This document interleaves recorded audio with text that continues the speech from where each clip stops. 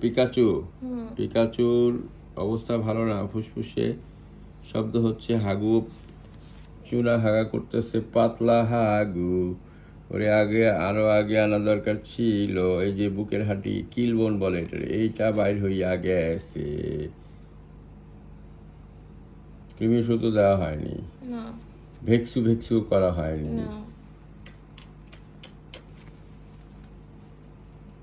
অসুবিধা নাই, এখন ওর দুর্বলতাটা কাটাইতে হবে, এটার জন্য ইয়ে দিচ্ছি, আর হাগুটা টাইট করতে হবে, ঠিক আছে? মানে আগের আনার দরকার ছিল বললেন যে এটা কি কোনো, এটা কি বুঝতেছেন না? মানে এখন এইরকম যদি আমার অবস্থা হইতো তাহলে কি হইতো? আল্লাহ মাফ করুক। না না, মানে বুঝাইতে চাইছে মানে এখন কি ওর আল্লাহ মাফ করুক, ভালো কথা বলছেন। ডাকতে কাইতে গেলে কেমনে হবে? তো দুর্বল হয়ে গেছে, বুঝছেন? এখন আমাদের যেটা ফার্স্ট হ্যান্ড যেটা করতে হবে, ও তো এখন খেতে পারতেছে না, এই জন্য ওকে আমি একটা ইয়ে দিব সাপ্লিমেন্ট, সেটা হলো গ্লুকোজ। গ্লুকোজের সাথে ইলেকট্রোলাইট আছে, এটা আগে যাক তাহলে একটু তাগড়া হবে। আর হলো হাগুটা বন্ধ করে একটা ওষুধ দিব, এই দুটো দিবেন। তারপর একটু তাগড়া হয়ে গেলেই তখন আমরা ওকে কৃমির ওষুধ দিব, ঠিক আছে?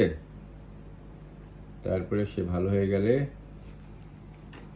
তবে ওর অবস্থা ভালো না, আমি কোনো কথা দিতে পারতেছি না। I will try my level best, ভালো করার মালিক আল্লাহ। সেটাই মা, বুঝতে পারছো কি বলছো আঙ্কেল?